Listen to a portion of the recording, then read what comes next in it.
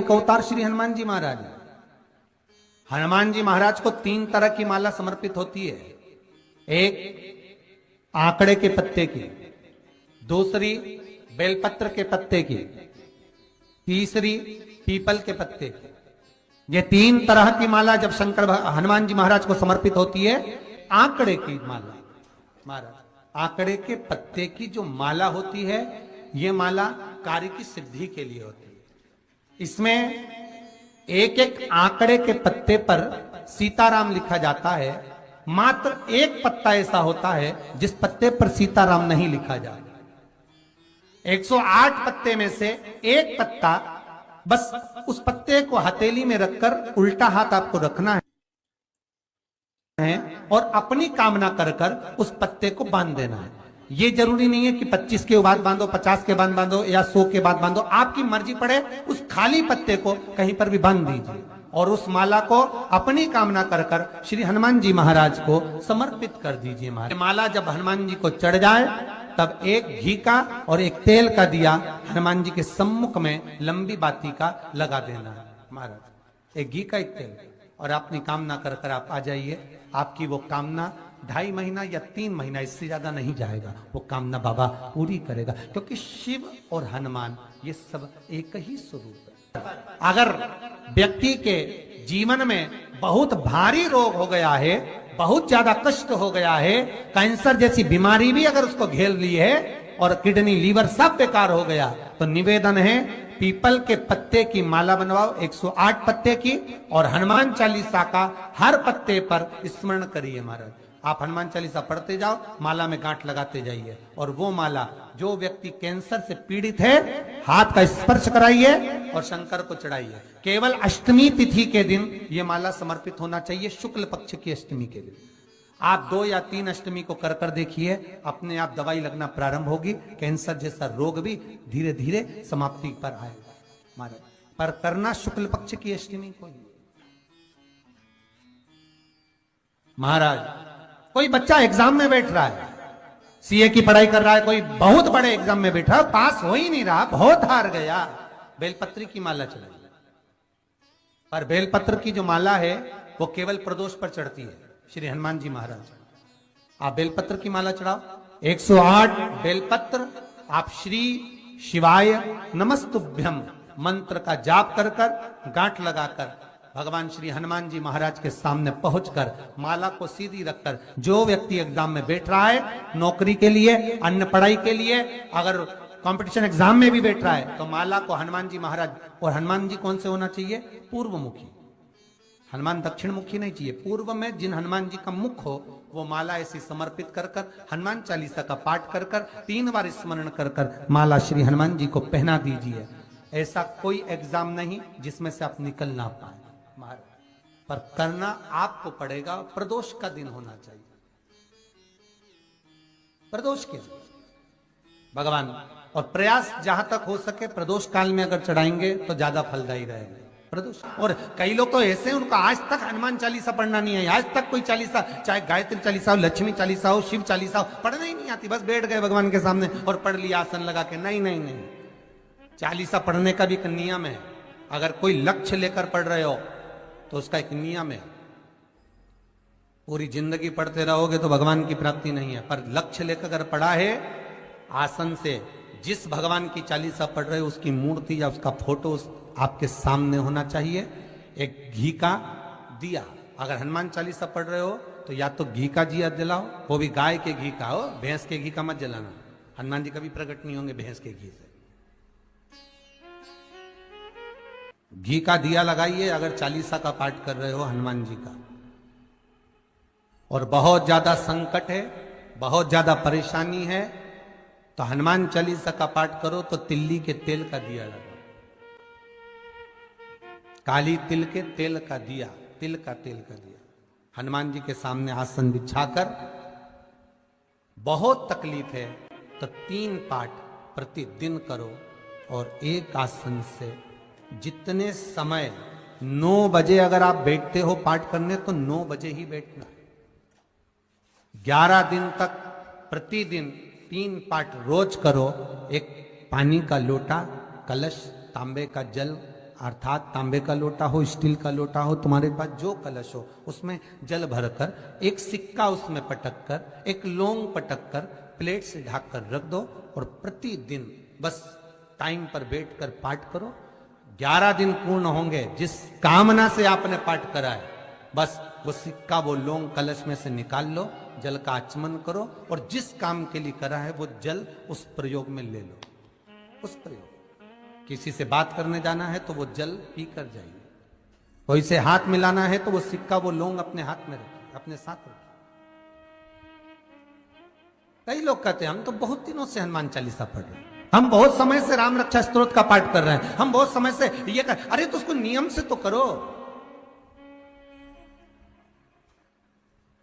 हनुमान चालीसा का प्रागट्य केवल एक दिल से की गई स्तुति, हनुमान जी महाराज की स्तुति, राम जी महाराज की स्तुति तुलसीदास जी ने केवल दिल से करी थी, केवल मन से।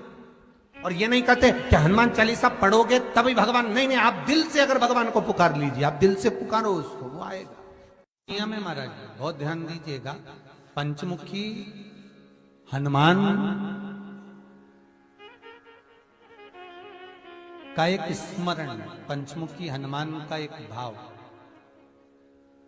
महाराज जैसे बहुत ज्यादा तकलीफ अगर व्यक्ति को हो गई है, बहुत कष्टमय जीवन चल रहा है, हार गए हर जगह से और तकलीफमय जीवन चल रहा है, तो पंचमुखी हनुमान का एक शिव महापुराण का और स्कंद पुराण का एक बड़ा सुंदर मंत्र है। उस मंत्र को आप सब एक बार हमारे साथ में बोलें। ओम नमो हनुमते रुद्र अवताराय सर्व शत्रु संहारणाय सर्व रोग हराय सर्व वशीकरणाय रामदूताय स्वाहा। बस इस मंत्र को हाथ में काली तिल लेकर, एक जौ लेकर और गूगल लेकर, थोड़ा सा उसमें गाय का घी डालकर, कंडे को या अग्नि को जलाकर इस मंत्र का 11 बार 21 बार जाप कर कर अपनी कामना कर कर छोड़ दीजिए। कैसा भी रोग हो, बीमारी हो, कष्ट हो, दुख हो, तकलीफ हो, 21 दिन के अंदर वो आनंद आना प्रारंभ कर देता है। इस मंत्र, स्कंद पुराण का, शिव महापुराण का ये मंत्र मूल पंचमुखी हनुमान सुख देंगे। और एक और चीज याद रखिए महाराज, यदि कोई काम के लिए जा रहे हो, कोई व्यापार के लिए जा रहे हो या नौकरी करने के लिए जा रहे हो और लगी नहीं रही, बहुत तकलीफ पा रहे हो, सर्विस ही नहीं लग रही, बहुत कष्टमय हो गया, तो निवेदन करूंगा 5 पीपल के पत्ते पर बेसन के 5 लड्डू घर में बने हुए, गाय के घी के 5 लड्डू रख लो, उस लड्डू के बीचों बीच एक आटे का दिया और उसमें तिल्ली का तेल डालकर इसी मंत्र का प्रयोग कर कर पंचमुखी हनुमान का किसी भी हनुमान के मंदिर में जाकर, दक्षिण मुखी हनुमान के मंदिर में जाकर उसको रख कर आ जाइए। इसके बाद आप उस काम के लिए जाइए, आपका काम सफल हो जाएगा। आपको किसी को नहीं कहना पड़ेगा कि हाथ जोड़ना नहीं पड़ेंगे, किसी के पांव नहीं पड़ना पड़ेंगे, तुरंत काम होगा। बस इस मंत्र का स्मरण कर कर पंचमुखी हनुमान का भूतेश्वर जो मंत्र है वो सुख देने वाला, आनंद देने वाला, सहज नहीं महाराज, सुख की खान है, आनंद की राशि में। महाराज आप कोई बहुत बड़ा काम करने जा रहे हो, बहुत बड़ा यज्ञ अनुष्ठान, विवाह, शादी आदि फंक्शन करने जा रहे हो, 4 दिन 8 दिन के लिए आप घर से बाहर जा रहे हो और आपको लगता है कि घर में ताला कैसे लगाएं, तो निवेदन है एक तांबे के कलश में जल भर लीजिए और जल भरकर उसमें थोड़ी सी काली तिल डाल दीजिए, भूतेश्वर शिव का नाम लेकर। कौन से शिव का?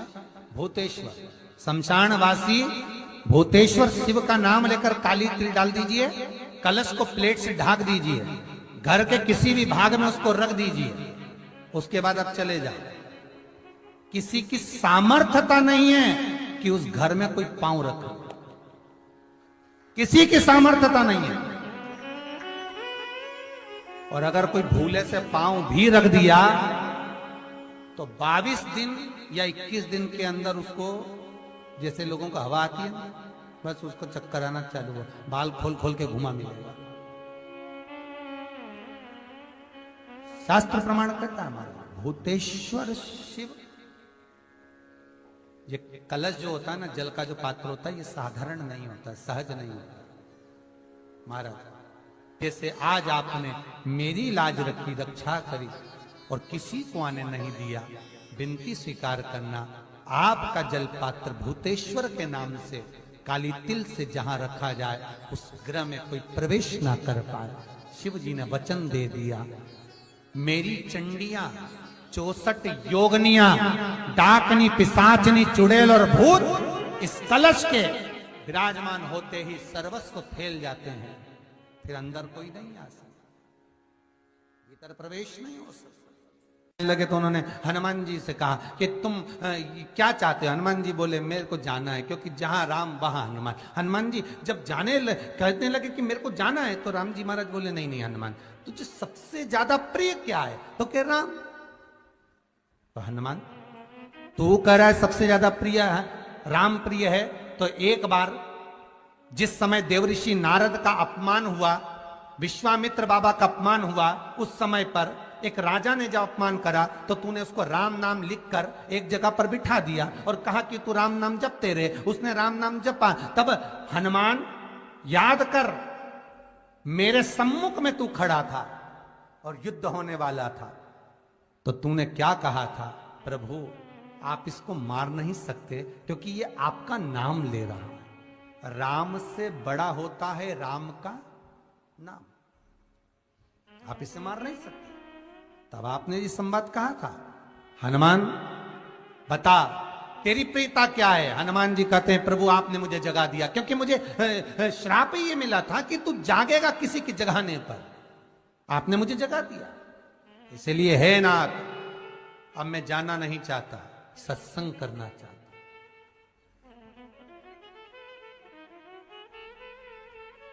श्री राम जी का चरित्र है, अब मैं सत्संग करूंगा, भजन करूंगा, नाम जाप करूंगा। पर राम जी जानते हैं हनुमान से कहा, हनुमान मेरा जाने का समय आ गया, मुझे तो जाना पड़ेगा ना। सीता पृथ्वी में चली गई, मुझे भी जाना है, मैं सरयू के जल में अपने प्राणों को त्यागूंगा, मानव का शरीर है इसको त्यागना तो पड़ेगा ना हनुमान। हनुमान जी बोले तो त्याग दो, त्यागने में क्या दिक्कत है, त्यागो आप तो। पर दिक्कत एक बहुत बड़ी है। तो राम जी ने जैसी कहा दिक्कत बहुत बड़ी है, तो हनुमान जी पूछे ऐसी कौन सी दिक्कत है? हनुमान जी के शब्द सुने तो राम जी बोले, जब जिस समय पर तुम सूर्य को निगल गए थे, इंद्र को क्रोध आया था और इंद्र ने तुम पर वज्र का जब प्रहार करा था, जब वज्र का प्रहार इंद्र ने करा तब तुम्हारा नाम हनुमान हुआ। तब सारे देवी देवताओं ने तुम्हें वर प्रदान करा, उस जगह पर यमराज भी खड़ा था। तो यमराज ने तुम्हें वर दिया था कि जहां हनुमान होगा वहां यमराज नहीं होगा। अब दिक्कत यह है कि मुझे प्राण त्यागना है और तू मुझे 1 मिनट के लिए नहीं छोड़े, तो यमराज आएगा कैसे? दिक्कत वहां अड़ी पड़ी।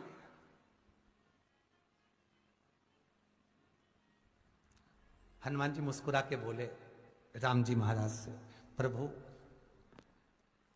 मैं आपके बिना रह नहीं सकता। तो राम जी बोले मैं भी जानता हूं कि तू मेरे बिना नहीं रह सकता, पर एक काम तो कर सकता है ना। क्या?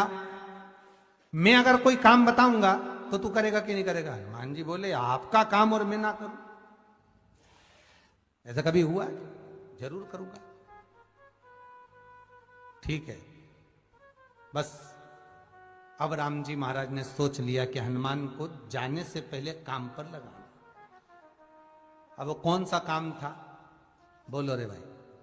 हनुमान जी को कहां काम पर लगाया राम जी ने? किस जगह पर काम पर लगाया? अरे सभी ने रामचरितमानस सुनी है, खूब सुनी, जल्दी बताओ।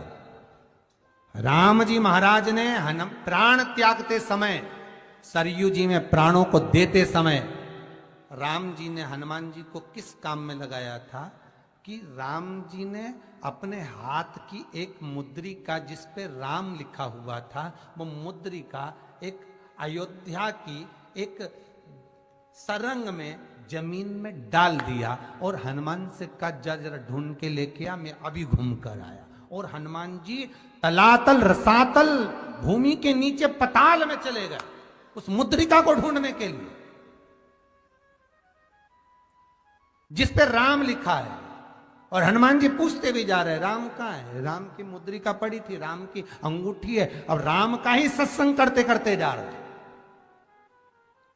और राम जी चले गए सरयू, क्योंकि हनुमान अगर होगा तो यमराज नहीं आ सकता। हनुमान को यहां से हटाना पड़ेगा तब यमराज लेने के लिए आ सकता, तब यम आए। और क्योंकि यम अपने नियम को धारण करेगा, चाहे कृष्ण हो चाहे राम। वही बात फिर याद कर लीजिए, अच्छा कर्म करिए, कर्म का दंड तो भगवान को भी भोगना पड़ता है।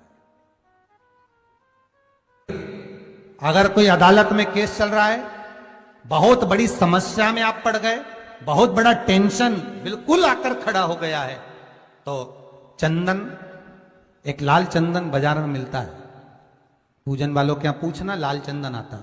वो लाल चंदन को घिस कर उसमें थोड़ा सा तिल्ली का तेल डालकर महाराज हाथ में चंदन को लेकर शिवलिंग पर लगाएं और बड़ के पेड़ के नीचे बड़ के जड़ में जाकर बटकेश्वर महादेव का नाम लेकर उस चंदन को लगाएं।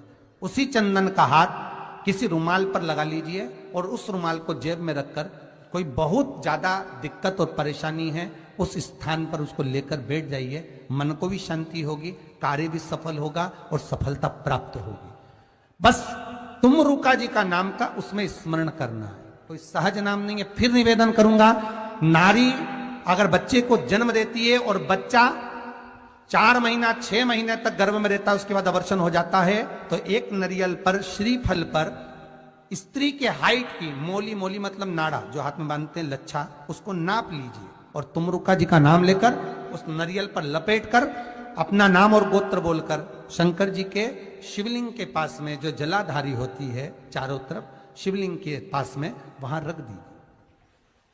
शिव के शिवलिंग का स्पर्श करिए, एक बेलपत्र उठाकर मंदिर की चौखट पर खा लो तुमरुका जी का नाम लेकर। महाराज होने वाला जो बच्चा है वो पूर्ण होगा, बीच में अवर्षण नहीं होगा, बच्चा समाप्त नहीं होगा महाराज, और स्वस्थ उत्पन्न हो। ये तुमरुका जी का नाम जीवन में सुख की अनुभूति कराने वाला है, आनंद की अनुभूति कराने, सहज नहीं है। शंकर का अनुमोदन, शिव का स्मरण, स्वयं शंकर और पार्वती भगवान आनंद के साथ में चलते। और कई ऐसी हैं जिन्होंने बांधी और तो नहीं हुई है, तो उसके लिए भी ध्यान रखिएगा। 18 साल हो जाएं, कई माताएं कहती है गुरुजी हमने सफेद आंकड़े की जड़ बांधी और मान लो संतान हुई। और कई ऐसी हैं जिन्होंने बांधी और तो नहीं हुई है, तो उसके लिए भी ध्यान रखिए। श्री शिवाय 18 साल हो जाए, 17 साल हो जाए, 10 साल हो जाए, 12 साल हो जाए और घर में बच्चा नहीं है, संतान नहीं है, तो प्रयास करना सफेद आंकड़े की जड़ को लेना, तुमरुका जी का नाम लेकर 21 बार शिवलिंग पे से घुमाना, रजस्वला धर्म के 7वें दिन कमर पर बांध लेना और उसी दिन से एक पीपल का पत्ता मंगवाना, शंकर भगवान पर चढ़वाना और पीपल के पत्ते को गौ माता के दूध में उसको उकलवाना।